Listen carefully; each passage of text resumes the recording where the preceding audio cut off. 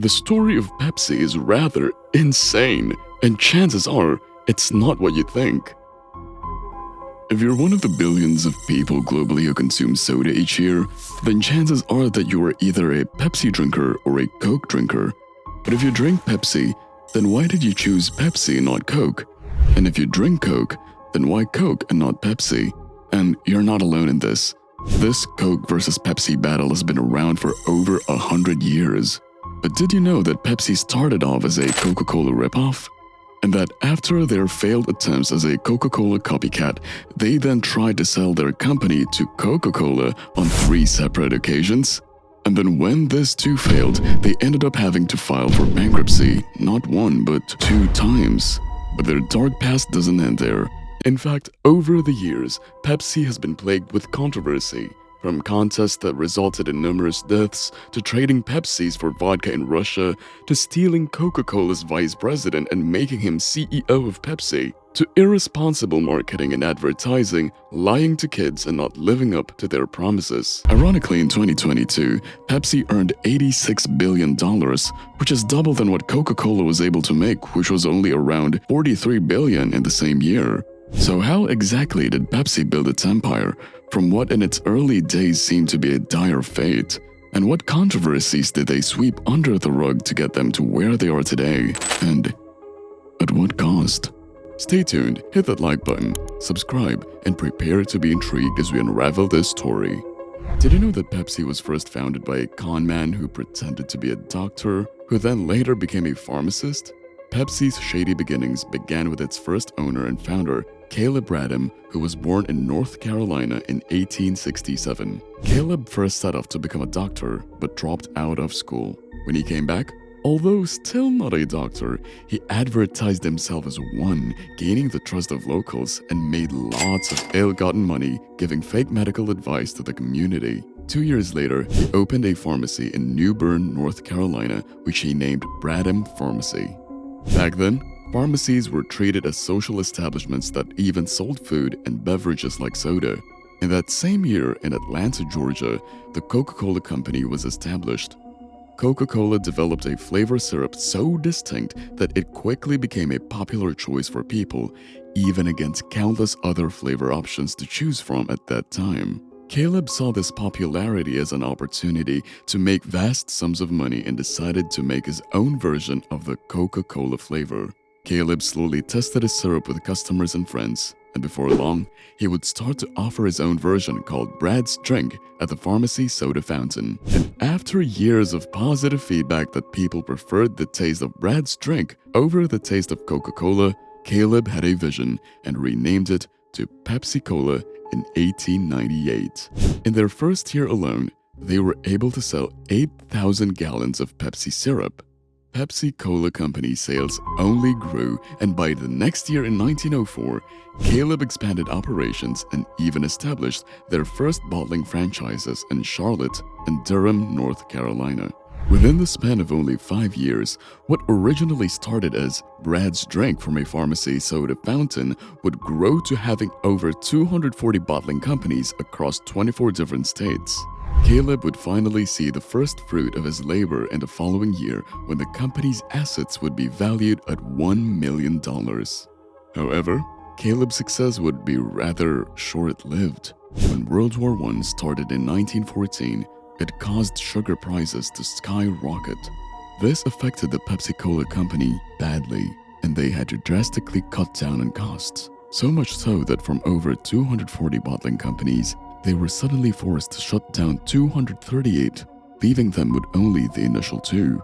Things looked grim for Caleb and his company, and by 1923, the Pepsi Cola Company declared bankruptcy, resulting in all of its assets being sold, from the cola formula to even the trademark that he applied for. And things for Pepsi just kept getting worse. Since Caleb sold all of the assets of Pepsi, or what was left of the company, it entered a turbulent state from various reorganizations, but all of these would ultimately fail. And in 1929, the stock market crashed and the entire economy took a hit. And ultimately, Pepsi had to file for bankruptcy again. From the 1920s to 1930s alone, Pepsi tried to sell itself 3 times to Coca-Cola. In 1931, Charles J. Guth, the genius behind modern Pepsi-Cola as we know it today, acquired the company's trademark and assets. Under his leadership, Guth founded a new enterprise, the Pepsi-Cola Company. By the end of 1936, Pepsi's profits bounced back to a staggering $2.1 million. From there, Pepsi's leadership, which was now under Walter S. Mack Jr., leaned heavily into advertising, a cornerstone of Pepsi's success. With its newfound success, Coca-Cola finally saw Pepsi as a threat, and so in an attempt to sue them out of existence, Coca-Cola took Pepsi to court for copyright infringement on the word cola, but was unsuccessful. Pepsi won the case and continued to thrive. In 1950, Pepsi took another stab at Coca-Cola by recruiting their former vice president Alfred Steele and naming him as Pepsi's new CEO. This sparked controversy. But if anything, this was an advantage to Pepsi as they now had access to Coke's inner secrets. In 1959, Pepsi would take a rather strange turn in terms of the company's direction.